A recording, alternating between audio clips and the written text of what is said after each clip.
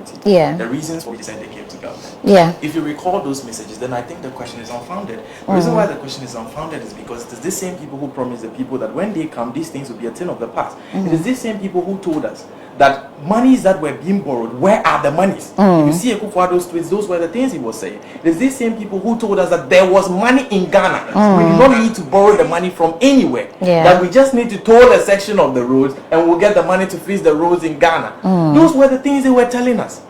And then these same people come to government and the roads are deplorable, and you are telling me that when we tell them that they are not delivering on their mandates, the thing they can do is to sit us down and start doing comparisons. You told us you will fix this. Why are you not fixing it? That is the point we are making. You told us that when you come into this country, employment issues will be gone. You told us that when you come into this country, you fight corruption more than any other person. But you became chief clearing agents for corrupt government officials. And so when we demonstrate against these things and you start doing comparisons, before we started this conversation, there was a news of this guy who went to demonstrations, and then the videos of him was out there talking about how he feels the system is failing, and the parents were literally begging people in the media to take down the videos because the guy had no permission from them to be there. Do you know what that message sells? That message sells the fact that young people in their generality are tired of the system and they are calling the system to work. It is no longer about my parent belongs to this party or that, and so for that matter I support them. It is no longer about that. It is about things not working and we want it to work. So if you can have young people who, without the consent and concurrence of their parents, are out there demonstrating against the government, and you have the youth organizer of a political party telling them that they have no consent, it is the usual rhetoric. The young person doesn't care about that. He says, we have put you in power, work in our interest. That's as simple as that. So if you are failing on your mandate, you have no such excuses. And you know something? I mean, they are a political party. To be fair to them, they will definitely want to dram home what they have done well, which is fair to them. But what is not fair is for them to rubbish what we are saying. Water down the problems. The claims do not exist. They do exist. The respectful thing to do is to acknowledge that we are failing and we will do something about it. That is the respectful thing to do. It is grossly disrespectful for you to say that I have looked and there are no concerns. That will not be tolerated. I think MPP in itself should speak with its communicators, because people have eyes and people are not blind in this country. When we talk about the Tema motorway, fix the Tema motorway, we have seen the road in its deplorable state and we know what we are talking about. So you can't exactly. But Jesse, you would agree with me that these problems have been there since. There are roads in this country that, classical example is the Pantai Road. They fixed it, and about 2 years later, when you use the Pantai Road now, it is nothing to write home about. These are issues that have been there since my mother's time, since my time, and hopefully they will not be there during my son's time, but they have been there. They are reoccurring. What does this say about our political leaders, from those in opposition and those in power now? All right. I would like to send a notice outside that this afternoon, I would like to want everyone watching us outside there to put the love of this nation above all else, regardless of your political party. And it's imperative that Ghanaians unite behind one voice and address the current situation, which seems to be poverty-based and centered. Because a certain group of people, collectively called political leaders, have decided not to address our problems, have decided to be wicked and evil towards Ghanaians. And I'll tell you why they are being wicked, careless, and reckless about what is going on in this our nation. But now we sit in this nation, and the president of this land commissioned Agenda 111. Now, Bank of Ghana made a loss of over 60 billion Ghana cedis. And out of that huge, devilish loss of 60 billion, the government reward them with a facility worth 250 million Ghana cedis, which is $250 million. Now, how much do we need to complete just one Agenda 111 hospital? We need $17.5 million. We need 17.5 million Ghana cedis, which is just about $1.4 million. And how much did the Bank of Ghana waste on servicing their cars, their tires, their batteries? They spent 43 million Ghana cedis. Now, that only 43 million Ghana cedis on servicing your car tires and batteries would have completed 3 of the Agenda 111 hospitals. And now you sit on TV and you tell us that you have started building 80 hospitals of the Agenda 111. They've started this 80 hospitals since 20-something. The president told us that they are going to complete the Agenda 111 on the April 2021. I'm now in 2023. How many hospitals have they been able to complete? How many hospitals? And I'm coming. How much money did the Bank of Ghana use at the government machinery to buy new cars? They used 111 million Ghana cedis, and that money alone could have completed 9 of the agenda, fully completed, not completed without hospital equipment, fully completed 9 of the Agenda 111 hospitals. And we sit in this country, and if youth are protesting, you sit on your so-called platform and you condemn the act of youth on the streets. Meanwhile, the things that are going on, listen, if we don't take care, Ghana will be dislocated and disrupted to the extent that nobody can fix the error that has occurred in this country. And we have a Bank of Ghana, governor of the Bank of Ghana, Ernest Addison. Philip Addison was the one that they mafiaed. Ernest Addison, knowing the act of Bank of Ghana, which was revised by Parliament, that you are not supposed to borrow government 5% of the government previous earnings in the Bank of Ghana Act. And Ernest Addison is a well-learned personality who knows the act very well. And yet, what did he do? In 2021, how much did the Bank of Ghana borrow this government? 35 billion. The government, Ernest Addison borrowed the government 35 billion. I'm drawing a picture for the public to know how wicked our government is. Yet, La General Hospital has been pulled down, and up till now it hasn't been. I'm coming there. Wow, reconstructed. In 2022, how much did the Bank of Ghana borrow the government of this nation? 45 billion Ghana cedis. Now, you may ask yourself, if the law says 5% of the government's previous earnings, what does it mean? Now, in 2020, the government total earnings, was 25 billion Ghana cedis. The government total earnings in 2020 was that. Now, what is 5% of that? 5% of that is 2.8 million Ghana cedis. And how much did Ernest Addison borrow the government in 2021? 35 billion, which is more than what is in the constitution, what is in the law, which has been revised by Parliament. So you've seen how wicked our leaders is. Wait, in 20... So the laws are literally toothless bulldogs. So they are reacting behind the laws. They are badly reacting behind the laws, and they come to public and tell us that they are the custodians of the law and they are working according to the law. Meanwhile, look at how wicked they can be. You borrow government 35 billion. Meanwhile, you were supposed to give government only 2.8 million Ghana cedis. I'm not the one saying it. It's in their own constitution, Bank of Ghana Act, which was revised by Parliament. Now, Abena, in 2021, what was the government total earnings? The government total earnings was 75 million Ghana cedis.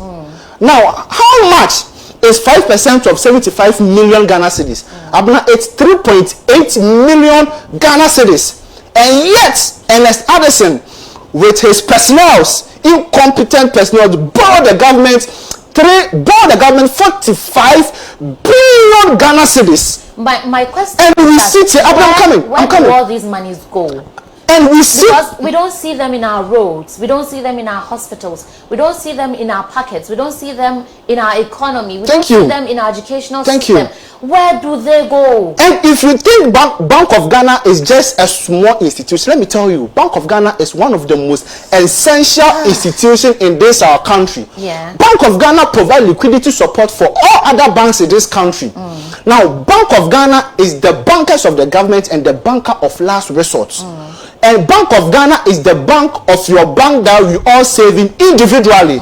So if such a bank is able to run at a loss of 60 billion Ghana cedis, just in 1 year, 12 months, The government sit in his Jubilee House, and we're able to build 250 million worth facility for them.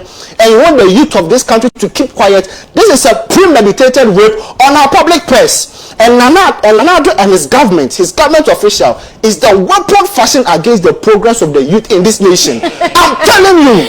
That is it's serious. Abna, if you don't take this issue hand to hand,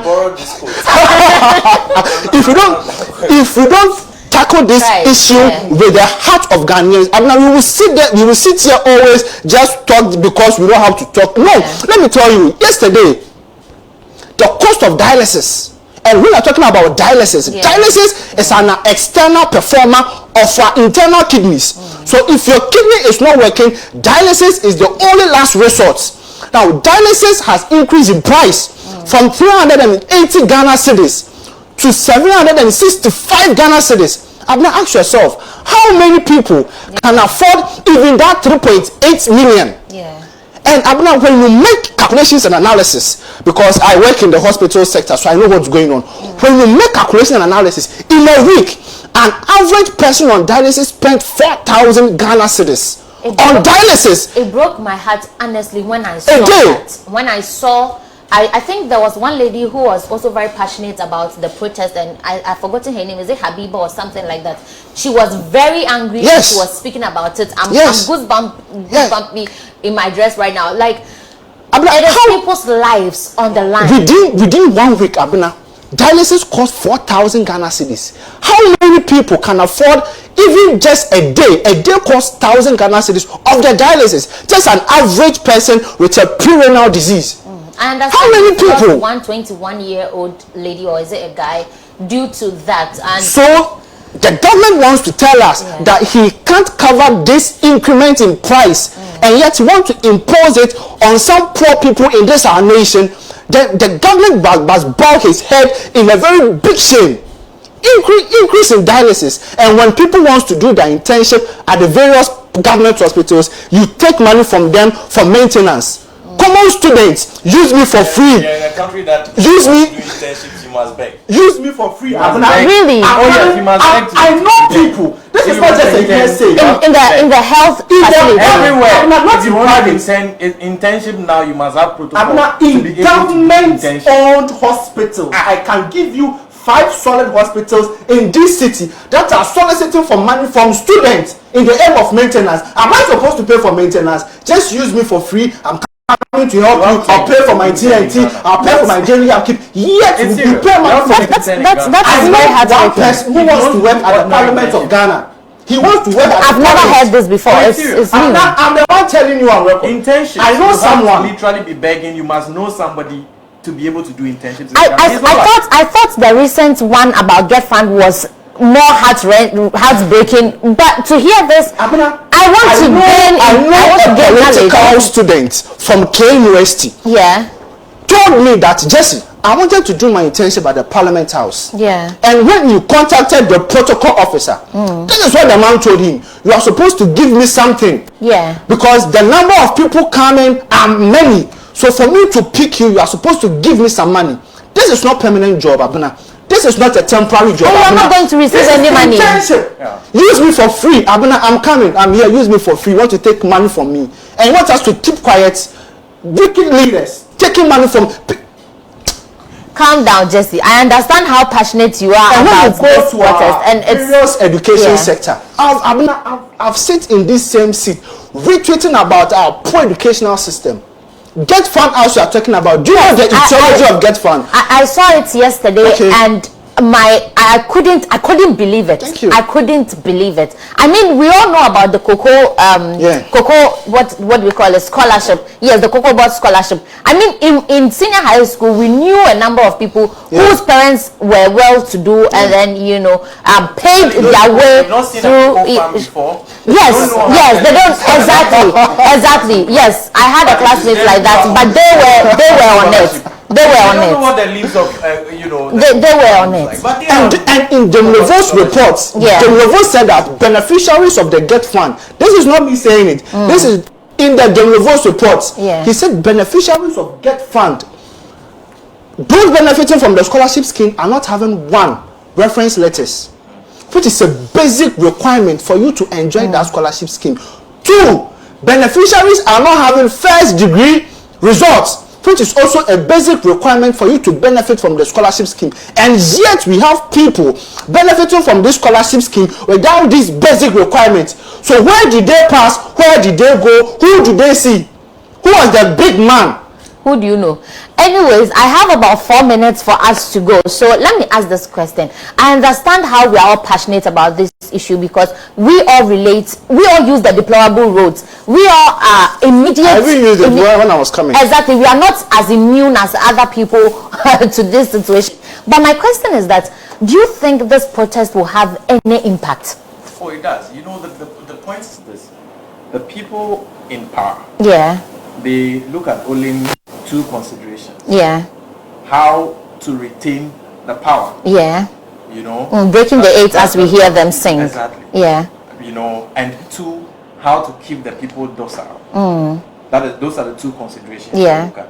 And if their ability to keep the people docile is threatened, you see their reaction. That is why you see them using the police for all these things they've been doing.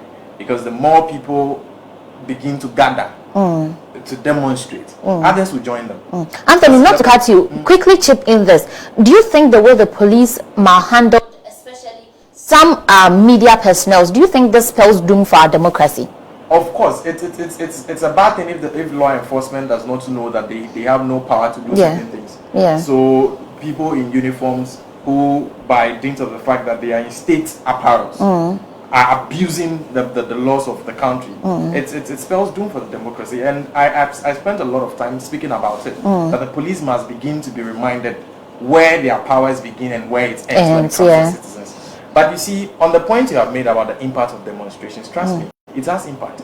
The person in power must always know that there's a threat to that power, that power will be taken from him, that there could be uprisings. There's nothing anyone in power fears more than that. And so long as we keep reminding them that people can coalesce together and stand up against you, not only by talking, but moving in droves to where you are, you'll act up. And so if you are anywhere under the sound of my voice, join demonstrations. Don't refuse to join demonstrations. It doesn't even matter who organizes it. So long as the person is asking for the same things we all want, join demonstrations. So that people in power begin to realize the masks are speaking. So don't make any excuse. Don't say, oh, me, I'm a girl, I can't show up at demonstrations. I was saying the other time that the girls who turned out for the Occupy Lobby House demonstration are the most beautiful you find anywhere in the country. So you are not more beautiful than them, that you don't want your skin to be touched. Please, come out and join the demonstration. Young men, come out and join the demonstration. Young women, come out and join the demonstration. Let's remind people in this country that we are not just going to sit by and watch them destroy the country. Everyone must join demonstrations anytime there's demonstration. And of course, if you belong to the MPP, it's not by force. If you don't want to come, it's not by force. But don't be there and be sounding like those of us who are out there demonstrating and calling for things to change our minds. Okay, wrapping up with that. Don't come and gaslight us to think that we are abnormal for thinking that things are not right. If you cannot see that things are not right in this country, then it is you who has a problem. So please, we are not forcing you to join as an MPP member. We know that you are sworn to defend your party 24/7. But don't gaslight us into thinking that we are not normal for seeing things to be bad in this country. That is the reminder they need to have. So once again, I encourage every young person to join demonstrations. There are multiple demonstrations happening in this country. There's one in October, there's another that will be happening in December. Join the demonstrations whenever you can and make sure that we register our concerns and get things to change in this country. Thank you. Jesse, I have about just 2 minutes, so I'll give you a minute, then I can sign out. Okay, all right. I think, yes, as my brother said, demonstration do have a lot of impact on the current government. And I want to send this. You see, Abina, this NDC MPP thing that we are doing, it will not send us far. Yes, because if NPP wants to go forward, NDC will try to put them back. And if NDC wants to move forward, NPP will try to move them back. So if these two parties are not the best, what is our alternative? So I'm coming. We will do this. We will do this for more than 50 years. We will do it more than 50 years. So I think we need a national. We do need a national agenda. We do need a national agenda. We do need a national agenda in this country, so that whatever political party that comes into power would adhere to the national agenda. which is going to be the topmost priority of this nation. We have a constitution that is supreme than anything, yet they are abusing it. They are not even. They are not. And I think what makes you think that a national agenda or a national policy is something that can hold them down? Yes, thank you. Okay. And Abuna, see, I'm a student of democracy, and I believe Africa must. And I believe Africa must have its own version of democracy, because Rwanda is being celebrated by the West, but what they practice in Rwanda is not the Western type of democracy. The same to Botswana is being celebrated by the West, but their version of democracy is different. So I think that Africa, especially Ghana, must have its own version of democracy. And mind you, the most difficult and dangerous person to fight with is the youth, who doesn't have anything to lose. So our leaders must make sure, as they are watching us, as they are sitting in their air-conditioned rooms, they should give something to the youth in this country, good jobs with good money, or else on the 3rd of November will be the hottest